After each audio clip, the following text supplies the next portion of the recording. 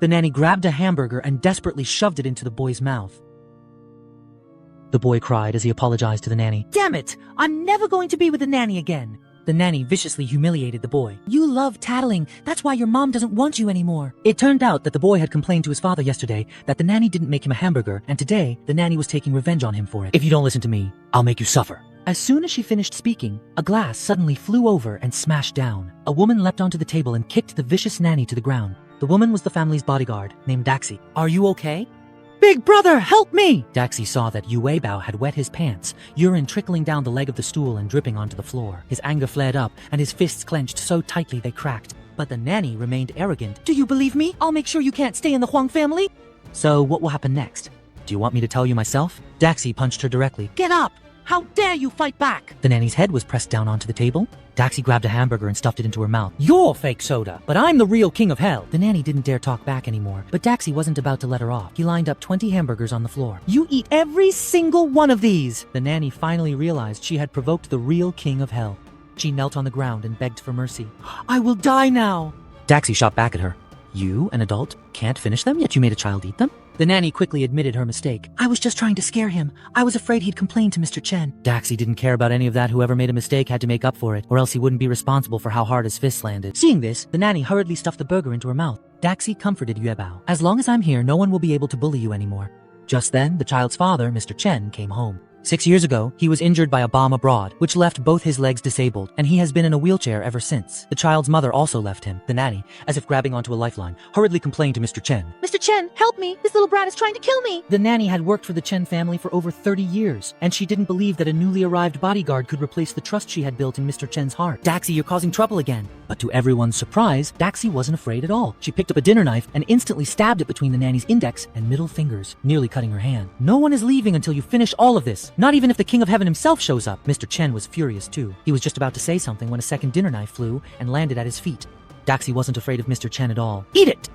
Mr. Chen softened his tone, telling Daxi that if she had any complaints, she should talk to him. Why take it out on an old lady? I don't believe you. Mr. Chen was left speechless. Daxi turned to warn the nanny. If you can't finish it, I'll make you cry your heart out. But after stuffing down 5 burgers, the nanny really couldn't eat any more. Seeing that Mr. Chen was at a loss, she had no choice but to tell the truth. Mr. Chen, I was wrong. When you're not home, I often feed the young master leftovers.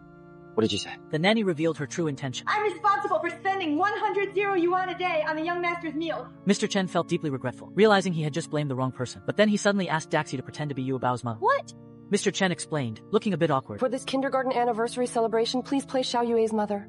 He also promised that after it was done, Daxi's salary would be increased by another 500. Only a fool would turn down that kind of money, so Daxi readily agreed. On the day of the school anniversary, Yuebao didn't want his dad to participate in the sports event because he was afraid his dad might get hurt. Just as Daxi was about to comfort him, an unfriendly voice rang out. You cripple, you're just here to embarrass him.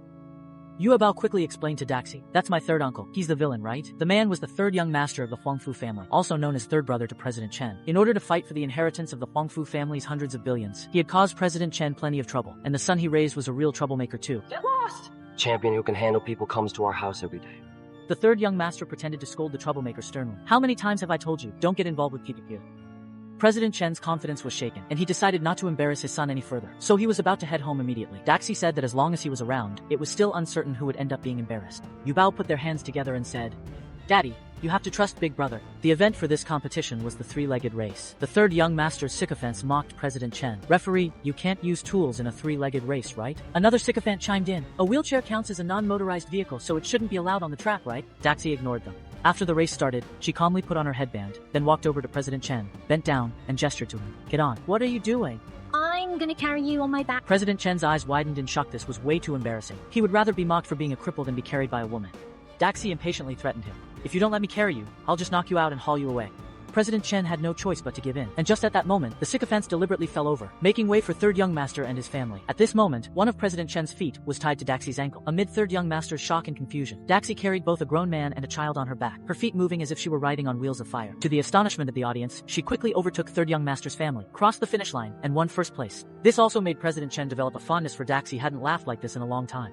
However, third young master claimed that Daxi had cheated and asked the referee to disqualify her. Daxi responded, We did cross the finish line as 3 people, and we did have 4 feet. Still unconvinced, third young master watched as Daxi pulled up the finish line flagpole and snapped it in 2 with a crack. The referee immediately said, "You're absolutely right." Third young master was furious, was determined to make Daxi pay the price. The next day was the Huangfu family's business banquet. The third young master's wife stopped Daxi and brought over 2 glasses of wine, saying she wanted to apologize for what happened yesterday. Daxi glanced at the wine and almost burst out laughing. "Sis, your drug is still floating in." Daxi put down the 2 glasses, casually picked up 2 unopened bottles of wine nearby, then opened the caps with her shoe heel and said, "I'm not drinking that. You do as you please."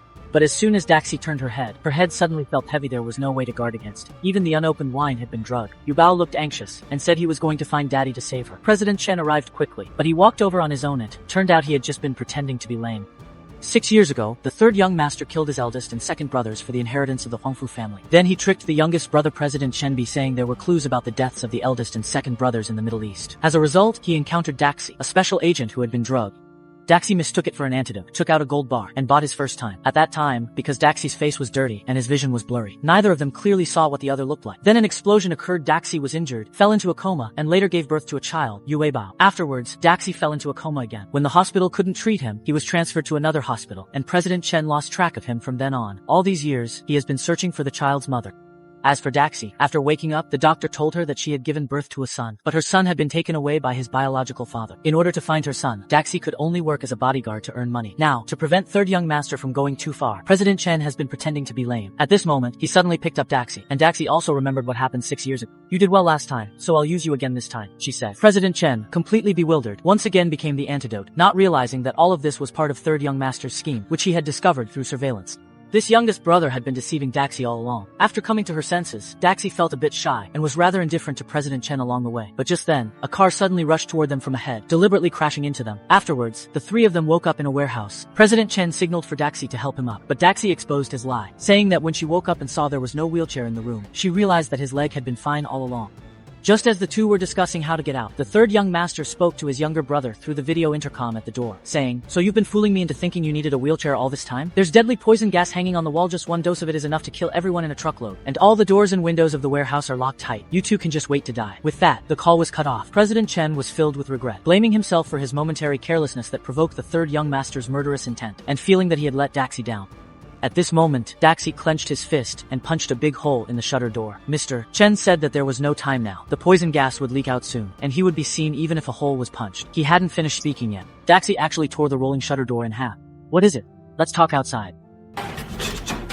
If you have something to say, let's talk outside. After Yue Bao was sent to the hospital, third young master held a press conference to announce Mr. Chen's death and the matter of inheriting the family estate.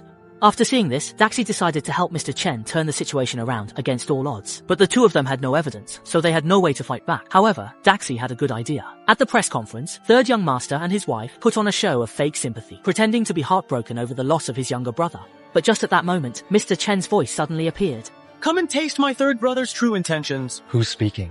The reporters instantly recognized that it was the voice of Chen from the Huang family. Who will cry first? Suddenly, Mr. Chen's shadow appeared on the wall of the 2nd floor. He continued, "After you killed my eldest and second brothers, you already obtained the inheritance rights. Why do you still want me dead?" Third young master's wife immediately panicked. I have nothing to do with your third brother. Please, let me go. She even said this in front of the reporters. It was your third brother who forced me. The reporters quickly took photos as evidence. Third young master panicked and ordered everyone to smash the reporters' cameras and destroy the evidence of the crime. At that moment, Mr. Chen appeared in person. Third young master said smugly, "Now that all the evidence is gone, let's see how you can bring me down."